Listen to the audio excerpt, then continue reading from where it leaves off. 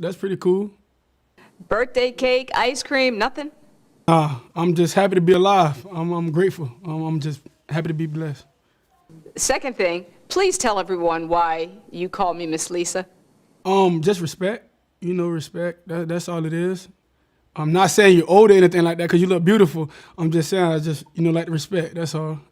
I appreciate it. I like it because, I mean, I am old. Let's face it, I am. Nah, I was taught don't ever say that about a woman. So, People went crazy about that. Oh, he called her Miss Lisa. I'm like most of the guys call me that. Yeah, we supposed to.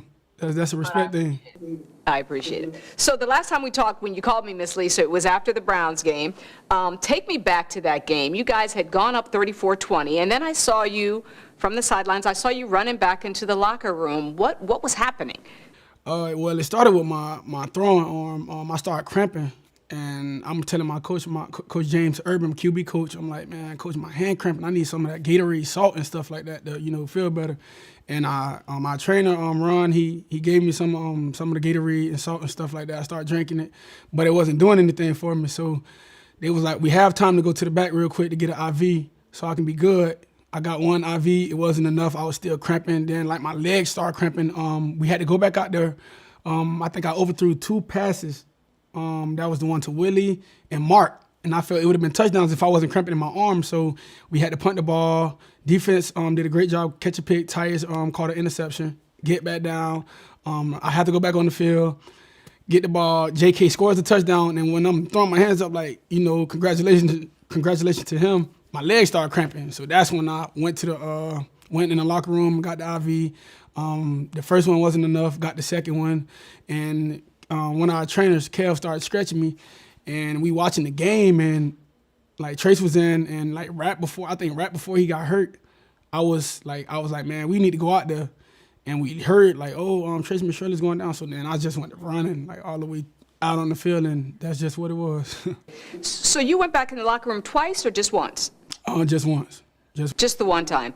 Okay. So after you were cramping throughout the second half, and then when you got the 34-20 lead, it got really bad, and you went back into the locker room. I went to the locker room, yes, ma'am. So can you describe how bad was it? Like, what did it feel like to you?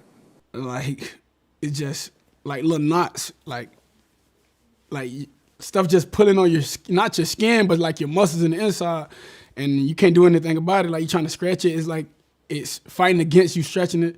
So I just had to get some fluids in me, and I was better. Now, you saw the Twitter chatter. The folks were saying that not only were you cramping back in the locker room, but you had to take care of some personal business. Any truth to that at all? Not at all. Not at all.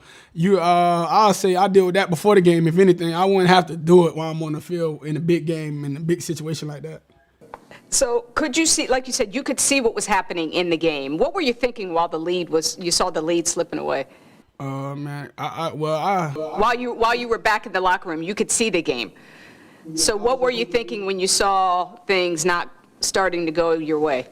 I just hope we finish the game with a W, but things just started not going our way, and it was like, man, I was getting ticked off. It's like, man, I can't do nothing because I'm cramping, and if this cramp just go away, I need to go out there. And when I started feeling better, it was like, man, I don't care if I pull something right now. I got to just get back on the field, and that's just what it was. When you ran back out there, you still looked a little stiff-legged. You see the video of you kind of coming out. I think that's why they said I had to take a dump or something like that. But my legs were shot. Like my legs were just cramping. So I didn't want to, stride with a full stride and I wouldn't be able to go out there on the field. So I'm coming out there for nothing. But that's why I just tried to wobble out on the field so I can be able to make a play happen. And that's what we did. So at that point, you still didn't feel great when you came back out. No, I did it. So when you found out when did you find out that Trace had gone down? When right before we was going out, they was like, make sure he's going down. Like they was like, he's down. And I was like, Kev, we gotta go. Like we just start running towards the field. So you come back out there, and I remember this so well. You came back out there. Up until that point in the game, you personally had been running the ball really well. And then for the rest of that game, you never ran at all. Were you able to run the ball at that point?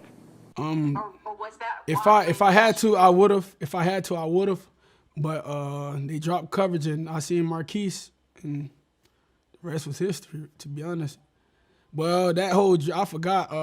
When we scored, they scored again. I forgot all about that, and I could have ran, but like our receivers was just getting open. Our tight end was getting open, and so I didn't. And our line was doing a great job at blocking, so I really didn't have to run. You know, the ball was just rolling in our favor that time, so just had to dissect them, and that's what we did.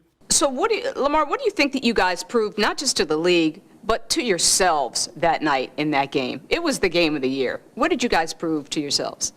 We can make a comeback. You know, we can compete with the best of them because that was a great defense we played against, and they still playing right now. We built for tough environmental games, I would say, because people were saying, Ravens don't make comebacks or they can't keep up, or they can't score points, and that's what we did. Both teams, both offenses was going at it, both defenses was going at it, and we just came out with the victory. Still a lot to prove, though, right? For sure. What do you got to prove now? We can win playoff games. That's it. I read today that you said that's goal number one for you. It is. Change the narrative. What's the narrative? You've done everything. I mean, you've done so much. I guess that's the biggest narrative right now. But like I said, some people wasn't thinking I would make it to the playoffs at all. Even my rookie season, we was like, I don't even remember the record, 4 and 5, something like that when I started, and our team just came back, made the playoff run. We just got put out first and came back last year. People wasn't thinking we would have the season we had, finished 14-2, just got knocked out first round. So the narrative is they can't win playoff games. So we just got to make that change, and when we do, they'll probably find something else to say, but it is what it is at that point because we did what they said we couldn't do. So you've heard all the talk all week that you've got to win a playoff game. So whether it's pressure or motivation, just how much has it been on your mind? I don't really put it on my mind, just because of, I don't know, you can't really dwell on the past. Like, the past is what it is. They won that game. Oh, well, we got to move on. They won early in the season. We just got to focus like we've been doing these last few games. I feel if we play with the same amount of focus and enthusiasm, we'll be fine. So that's all to it. Now, when we talked in our production meeting before the Browns game, you had been out a couple weeks with COVID. You came back against the Cowboys, so it was your second game back. And you talked about just being out and how you were able to mentally reset, and you thought that, I got to get back to playing Lamar football. What is Lamar football? When things not open, instead of just sitting in the pocket, letting my linemen overwork themselves, make a guy, the guys who's just trying to fight to get a sack on us, get a sack or disrupt the play, instead of just getting out the pocket and making something happen, when things not, on cue. That's all, playing Lamar ball. Yeah, you told me just being me, doing what I do, not trying to overthink. Do you think that you were overthinking earlier in the season? I wouldn't trying so much to be a passer. Not even trying, just sitting in the pocket. when things not working, if you see it's not there, make something happen. And that's just how I always played, but I wasn't doing that, and I don't know why. So I just had to start, playing my ball, because that's how I feel we move the ball, and that's how we win. Y'all have been rolling lately, 5 consecutive wins. You're the only quarterback ever with consecutive 1,000-yard rushing seasons. What does that mean to you? That's pretty cool, but like I always say, that's an offense team award, team accomplishment. Because without those guys, without my linemen, those receivers blocking downfield, tight ends blocking downfield, I wouldn't probably get those yards. I probably have 800 or 900 yards. So I appreciate my teammates for that. It's all of us at the end of the day. And at the same time, you have the longest streak of games passing under 250 yards. And again, the offense is rolling. How do you explain that? You're not passing a whole lot, but the offense is rolling. How do you explain it? Everyone just do their job, and that's what make a great offense work. That's what make an offense work. Everyone do their job. Everyone do their assignment. Sky's the limit for us. We don't want to overdo things.